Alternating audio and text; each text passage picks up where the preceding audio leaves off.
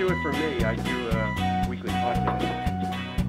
And every conference that we go to, no matter what it is, I usually do walkthrough videos and I do interviews.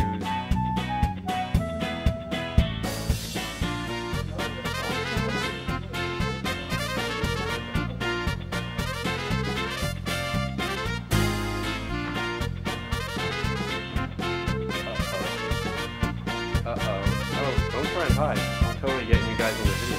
There you go. There's Paul, real famous Paul Michael Kane. Anthony Selletti, on there. And a lady in garb that I don't know yet. Hi. How are you?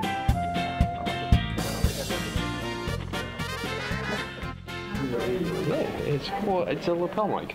And all I did was I took a toy lightsaber, chopped off the blade, and then drilled a hole. That is put grommets in it so it doesn't chafe. And yeah, it's perfect. Phenomenal. All right. Phenomenal. You all good? Okay. Are we already rolling? Yeah. Okay. Anyway, I am here at the 1799 Lazaretto, the History and Mystery weekend, and the first guest that we have today is the world famous Paul Michael Kane, a photographer. An awesome photographer, a mentor to me because I learn a lot from this guy. I really appreciate all the work he does, and I've actually changed my whole kind of way of doing photography from watching and learning from him. So there you can you follow we just that? Wrap it up right there. He doesn't even have to talk. I got this. No, I always love coming out here, doing this thing, and seeing close friends, making new ones. It's a great event. Cool. So tell us a little bit about yourself, because we haven't had you on the show yet, but we're going to. Yep. I'm a long-time listener. Long time. He's like years, like decades. He's like one of our first original 3 people that listened to the show. I am a professional photographer. I'm a graphic artist by trade. I see the lightsaber. I've actually done some work for Lucasfilm. He's my favorite. That's why. I've had a very, very fortunate career. Luck plays a huge part in what I do. Yeah. And so one of the things I love to do is shoot historic locations. Right. And the Lazaretto, they said I'm the first official photographer. First professional photographer inside the doors since it closed. Wow. So they gave me full carte blanche. I was up on the top. I was in the basement. It was a really cool place. Nice. And the pictures look great. I mean, if you can, you see the shot. These are shots from inside. Yeah. Yeah. Shots from inside. And they're beautiful. I mean, it's just the work that you do, the angles that you get, and then what you do in post-production. Beautiful. It is something I try to do. There's a quote I talk about often from Jonathan Swift. It says, "Vision is the art of seeing what's invisible to others." And that's how I try to use my own vision to present what might be considered ugly. Okay. I try to present that in a beautiful way. And more often than not, people really connect to it. Yeah. So I think because you get stuff from such a different angle. Yeah. And one of the things, and I've talked about this on the show before without you knowing, but the first time I met you, we talked, and you said something about, you know what, everybody comes up, everyone's a tourist. You come around, and the picture you take as soon as you walk up is a picture that like 1,000 other people have taken. So do something different. Get on the ground. Go up high and look down. And I think that's why you have such great images. Thank you. I do say when you put your camera where most people can't or won't, that's when you're going to get those powerful images. Yeah. That people really want to just connect with. That's awesome. And then now you have this other project that you've been working on. This little, tiny little that you've been working on. These here? These here, yes. Oh, I need a van of white. You do. We. La la la la la la. Right there. Look at that butt shot. And gratuitous nudity. You can keep those. That's how we get free stuff. That's my secret. So this was an idea I had a while ago. It's Lightbox photography cards. It's a photo challenge deck. Okay. Inspiration in a box. So the idea is I found most people learn better when they have an assignment. Instead of, you get a new camera, you go out and shoot what everybody else shoots, flowers, some sunsets. Right. And certainly those are in here, but I challenge users to look at a sunset in a different way. Maybe shoot the sunset and then turn around and look what the sunset's affecting behind you. Right. So yeah, I launched this in January on Kickstarter, and I was hoping for 1,000 decks. And we shattered that goal in the first like 2 days. It was a 30-day campaign. And we ended up ordering 10,000 decks. Wow. Shipping to 27 different countries, 3,000 packages. Wow. And I did it with my daughter, and it was slave labor, unpaid labor. Of course. But, you know, she got to see me come up with an idea and make a success out of it, which is very important to me, that she gets to see that. You know, she wants to settle for a 9-to-5 job. Great, but you don't have to, and that's important for me to impart on her. So she got to see me do this. That's awesome. And we followed up in September with the macro edition Yes. on Kickstarter. We did over 800 backers, and we're going to keep going. The next deck, exclusive here, is a software deck, the Photoshop edition. See that? We got an exclusive. It's a software. It's going to be awesome. It's a software deck. Yeah, so it's going to give tips and tricks inside of Adobe Photoshop. Oh, nice. Right, so like this, I have quotes on the back of each one of these. Right. In fact, we can open it up. There's quotes on the back. So on the this is the aluminum case. We're going to steal one of those later. On the back of these are quotes from some of my favorite image makers, and not only just image makers, creative people in general. So on the back of the software deck, there are going to be little keyboard shortcuts that you should memorize and stuff like that. So, and then the front will have different applications, different ways to use Photoshop, and so I'm really excited about that. We're taking the whole concept and moving it to software, and I have a whole line. Yeah, I'm very excited. Very, very excited. And it's we saw a picture. You put a picture up of like all the future ideas that you have and all the boxes, and I'm like, wow. I mean, there's my next paycheck going right to there. Well, you being a photographer, you know, gifts for photographers are impossible. Right. I mean, they're so expensive. Yeah. This is $10. $10. It's a no-brainer kind of gift for Christmas. If you Most want of to our visit listeners have no brains. lightboxphotocards.com. They're geeks, ghost hunters, you know. We're just like, okay. And have no money. And have no money. Yeah. So $10 is no-brainer. It's a really fun thing. And the one thing I did. So it's Kickstarter, you're familiar with Right. Kickstarter. So you hit a stretch goal, and I usually pour the money back into the campaign. So I rebranded these wristbands that you get with every charity that you go to. I rebranded those as lens bands. So they go around your lens instead of on your wrist. So it identifies you as a Lightbox backer. There you go. That's what they are. That's what those are. I had them on my wrist. Which you can, it's a dual purpose. But now I got to go put it back on my lenses. Yeah, Nice. I absolutely. We just have a blast with it, and then the campaign is 30 days, and then the fun begins when you take the concept and put it into an actual product that you can hold in your hands. And you have it, and it's been awesome. I mean, I ordered the Lightbox, the cards. I have it. They're in my bag right now, and we take them everywhere. We went. Our first big assignment we put on Facebook because we went to Eastern State Penitentiary, and I was like, "Hey guys, look, we picked out a few cards, and that's what we're going for." And they blew up. They're on different regions are doing different Facebook groups. So the first one was Lightbox user group in Kentucky. Oh, nice. And they're doing, the lady bought 50 of them, and she's like giving them away as prizes. That's awesome. It's really gratifying. Schools are getting in on it. Yeah. I sent them to some colleges. That's and, just very, very exciting. Awesome idea. It's one of those ideas, you know, man, I wish I thought of that. I know. I finally got I'm not one. thinking that at all. I'm like, son of a bitch. Actually, somebody already copied it too. Oh, really? A company in Germany came out with a deck called The Bigger Picture. Oh, look, don't buy those. Don't buy those. You buy the original. They came out 3 months after mine. These things. The original first.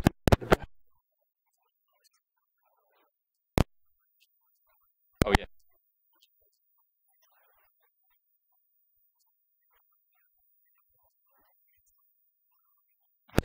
And interact with your customers and stuff. Yeah. So it's nice.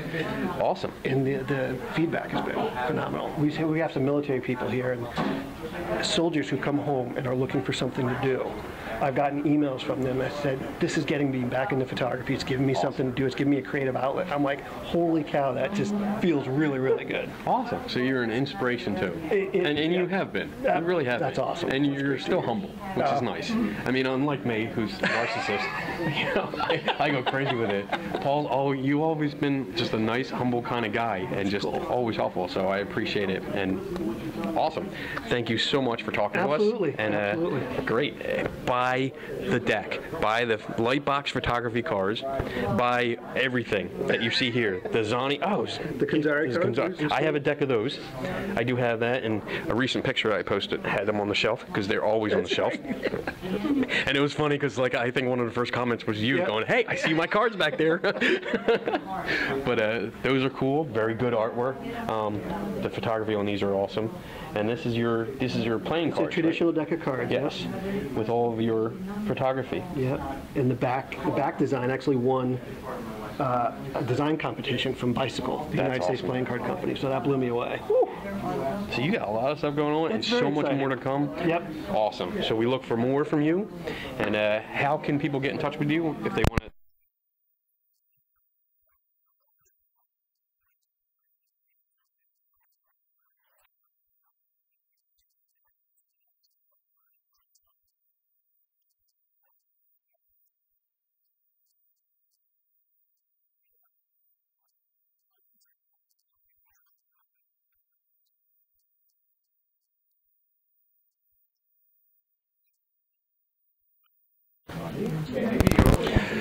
What's up, guys? I am here with Bill Weber of MUFON. Dan's over there in the corner, he's hiding. So, Bill, tell me about the organization, what you're part of is in it, and what you guys do. Okay. Well, MUFON is an organization that's involved in investigations. Essentially, we've taken over when Project Blue Book was shut down in 1969. And what separates us from other organizations is that we not only document witness sightings and reports, but we go out and do the investigation trying to ascertain what it was that was seen. Okay. And try and come to some kind of a conclusion whether or not this was an identified object, a man-made object, or an unknown. Okay. All right. My position within MUFON is I am the chief investigator for the state of Pennsylvania as well as the state of Delaware. Ooh. Okay. You got 2 jobs. I got 2 jobs, yes. And I'm also a STAR team investigator. And the STAR team investigator, STAR team stands for Strike Team for Area Research. And basically what that is, it's the MUFON SWAT team. Okay. And if there's like a Cat 5 type sighting where there's a landing or evidence of a landing or something, the STAR teams are called in an attempt to gather information, evidence, etc., before the authorities get in there and screw it all up or do not give us access to get in. Oh, okay. I get it. Within the state of Pennsylvania, we average about maybe 30 to 50 reports every month. Yes. Okay, and last month we had globally, because we are an international organization, globally we had over 1,100 reports come in for the month of August. Wow, that's pretty cool. And I've had the opportunity to go out with you and you on investigations and see what's going on and take part and not just observe, but I try to help a little bit. And I always brag that I do photography work for you guys. You know, I help look at photos. I get photos from some of your field investigators all the time. Right. Valerie sends me pictures all the time. Okay. So it's fun. It's good too, because I usually deal with the ghost hunters, and it's nice to go into this kind of area and see what happens here. Right. How long have you been doing this? I've been with MUFON since 1995. Wow. And you guys you have a convention coming up next week. weekend. Yeah, next weekend at Sheridan, Bucks County. Yes, we're going to be there too. And that'll be a 2-day event there. 2 days. And some of the speakers that we have coming in are, I can see with or without glasses. Basically, it's Jen Stein, Richard Dolan, Paula Harris, Michael Barra, Nick Pope, and these are international ufologists, okay? Cool. So it should, and then we have this guy, Todd Buffington, he's going to talk on NASA and UFOs, which is a very interesting subject. Awesome. Awesome. So everybody's welcome to come to that conference. Okay. Is there, how much is it to get in? I'm not certain. I think it might be $35. Okay. That's not bad. We've been there a couple times, and it's been fun talking to different people and seeing what's going on. Big lecture room. Lots of stuff going on. So Right. I'm looking forward to that. Well, we're looking forward to seeing you there. Yeah, I'm going to cause trouble at another conference. Now I'm going to bother UFO people. Right. And most recently, what I'm doing too is I'm putting together a presentation, and I'm going to try to go out and educate the public on other things called IFOs, which are identified flying objects. Good. Because a lot of times they're preloaded or preconditioned to think, oh, there's a light in the sky, it must be a UFO. Must be. Okay, and what this presentation is going to be speaking about, well, it could be a bolide, it could be a meteor, it could be a planet, it could be a satellite, it could be the space station. There's a whole host of other things that can be identified. An LED kite, Yeah. drones. A drone. I mean, Okay. How many do we see now? How many So- drones do we see Well, anymore? I agree. They should be illegal. They should be illegal. Except for right. me. So I want to educate the public that every time you see something in the sky, don't necessarily indict it as being a UFO, because and this is where we come in as an organization to gather the information either through the Air Force or the FAA or local or state police to try and figure out what people are seeing, and then come to a conclusion, a rational conclusion, as with the data that we've collected, to say that was a kite you saw. Right. Okay. And then this gives closure to the witness as well, so that they don't get all paranoid thinking, oh, they're coming to get me and all of this. Okay. And we do maintain witness anonymity. Yes. Anonymity. That's a good word. That's a good word. Say that 6 times fast, you know. Yeah. And we honor the request to be anonymous, okay? Cool, yeah. So, but all of the data that we take in goes into our database, which consists of over almost 71,000 reports now. Yeah. It's pretty cool, because now I get, when your investigators send me pictures, instead of getting the picture and like a full description, they send me the case number. Right. And you can go in and searchable by anybody. You can go into the database and just punch in a number or a location. With some limitation. With some, okay. What are the limitations? You won't get access to the witness name, address, phone okay. number, email, anything to do That with the stuff. witness, you will not have access to. Okay. But you will have access to the actual witness report. Yes, that's what I get. Yes. Report and then like photos or videos that accompany. Right. Anybody can access Anybody and take a can. look at it and compare it and learn. So it's really cool. Right, I and like we maintain that database for the people within MUFON to use for their individual research and such. Cool. Cool. Well, thank you very much. Well, thank you, I sir. appreciate you taking the time, talking with it. us, and telling us about MUFON. And Dan sitting over there in the corner, hiding. He's sleeping. Just watching. There he is. We got him. All right, cool. Well, continue on. I know there's crowds and crowds of people wanting I to gotta talk to beat 'em you. off with a Yeah, I stick. know. Yeah. So we're going to sneak out and go find other people. Well, thank you. You're welcome.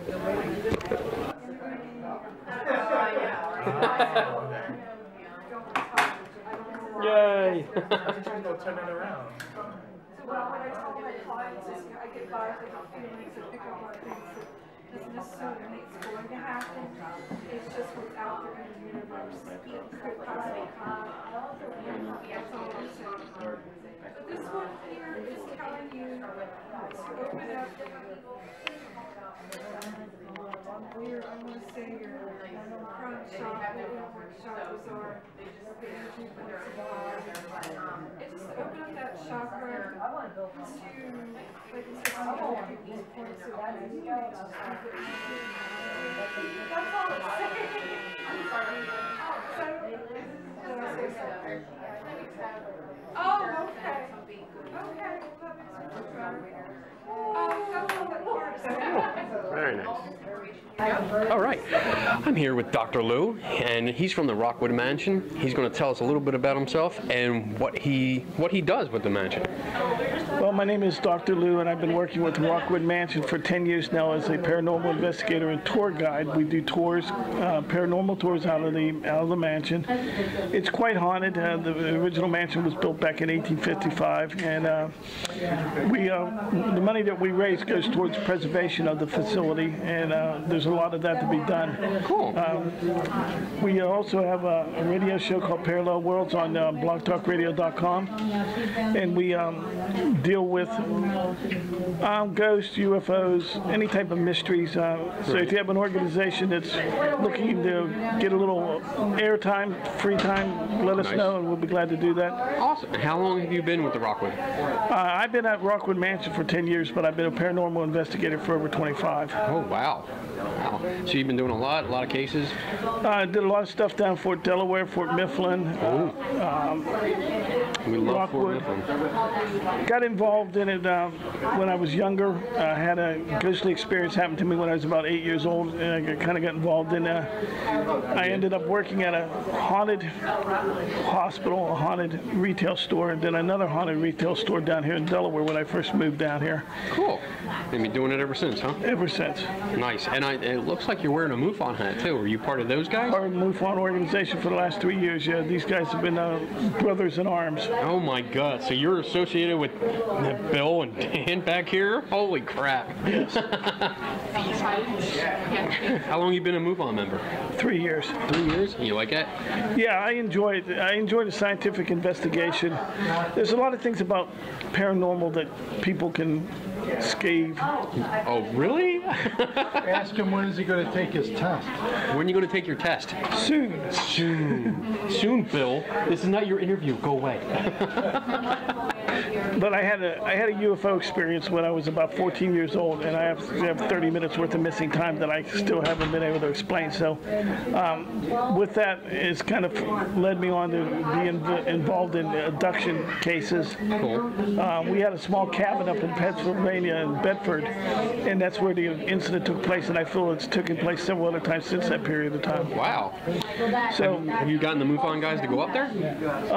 no, we don't own the cabin anymore. So. Oh, okay. All right. But I would like to do, I'd like to be regressed, and I haven't had an opportunity to be able to do that to see what's up. Cool. All right, so if people want to get in touch with you and the Rockwood Mansion and your show, where can they find you? Well, if you want to get in touch about Rockwood, you go to rockwood.org, and they'll find out all the information there. Me, you can get in touch with by Lou, L-O-U, Dimir, D-I-M-I-E-R-I, @gmail.com. Cool. All right. Thank you very much. I appreciate it. Appreciate your time, too. Okay. Take it easy. Okay, so tell us your name, what you're doing. This is Kim. She's being shy. She shouldn't be, but she got, obviously, spinning wheel, and what, thread? Is that thread? Spinning, or yarn? I'm spinning wool into yarn. This is the wool that I have. It's been cleaned and dyed, so I'm spinning it into yarn. This is a single, and later once I get another bobbin filled, I'll ply them together so that I have a 2-ply yarn. Okay. How's it doing that? The treadle here, the pedal, is connected to this large wheel. All right. As I pedal, the wheel pulls the string around, and that string pulls, this is called the flyer, and it turns the flyer. The yarn comes through here. So every time the flyer turns, the yarn twists, and that's what holds the fiber together. So you kind of compared it to a bicycle, right? Yes. Kind of like the pedals on a bicycle are connected to the gear and then a chain to the tires. So similar, you have a pedal, you have a wheel and a string, and then it turns this wheel over here. Right. And most people think the thread actually goes around the wheel. It does not. No, it's a completely different thread. Right through here, and this is called the drive band. So it goes around the large wheel and then around the smaller wheel. You can change the speed. Like this flyer has 3 speeds. This is the slowest one because it's the largest whirl. It's a ratio of 6 to 1. So every time this wheel turns once, this will turn 6 times. You wonder where popular mechanics come from. Here you go. So, how long have you been doing this? About 7 years, I think. Okay. And you actually go and do presentations and talk to kids about what you're doing and how actual clothes were made, right? Yes, yes. I do demonstrations at historic buildings like the Pottsgrove Manor in Pottstown. I also go into schools and teach kids about colonial textiles, spinning. I have all my wool and flax, cotton and silk over here. I also have gone into some science classrooms for elementary kids and talked about how plant materials are spun into fibers, and that's what becomes your clothes. Right, and how something that's woven you can't stretch. Right, and knitted things can be stretched. So yeah, She's a vast knowledge base. I love her. So, how do people see you or buy you have like yarn, you have homemade Yes, soaps? Yes, I do. I have an Etsy shop online. I go to different craft shows throughout the year. Yep, and we have a farm in Berks County, so people can always come out to the farm by appointment. That's cool. Well, thank you. Thank you.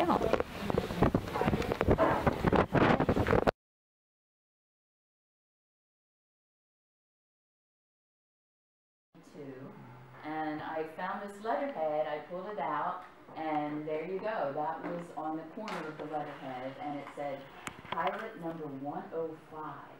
And the address was over around 63rd and Haverford in Philadelphia. And it was one of those moments in life I will never forget. It was amazing. And I thought, okay, 105, that had to have been pretty early on.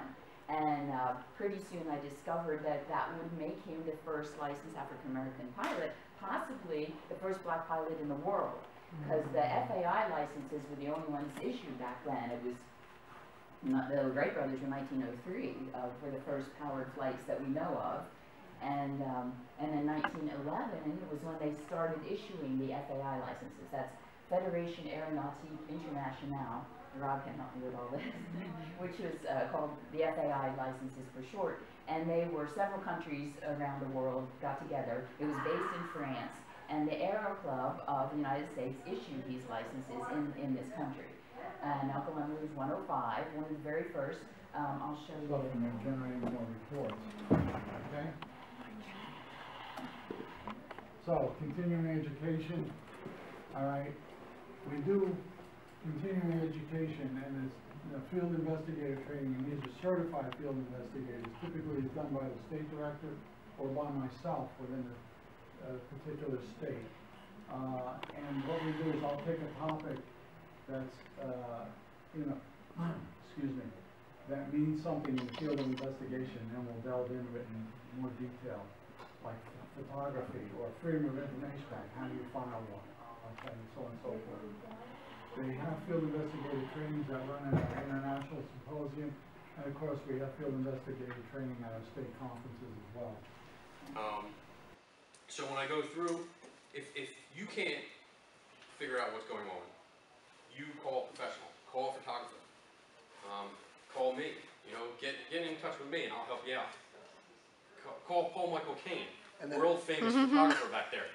And I'll refer you back to Kenny. Because he's done that before. I still owe you for that one. But call a professional and say, hey, I have these pictures, I don't know what I'm looking at. Please tell me. Don't make up an excuse. Don't say it's paranormal, because honestly, paranormal isn't defined. We don't know what a paranormal is. We don't know what a ghost is. There's so many different versions. We don't have one set standard. So you can't actually say, well, I don't know how to explain this, so therefore it must be a ghost. That's called a logical fallacy. There is no compromising either. If you can't figure it out, and they can't figure it out, there's no, oh well, we'll just leave it at that, and it's a ghost. It must be a ghost. I don't compromise like that. I figure it out, and if I don't know what it is, that's exactly what I said. I don't know what it is. Because that's, apparently in the paranormal community, that's the hardest thing to say. I don't know.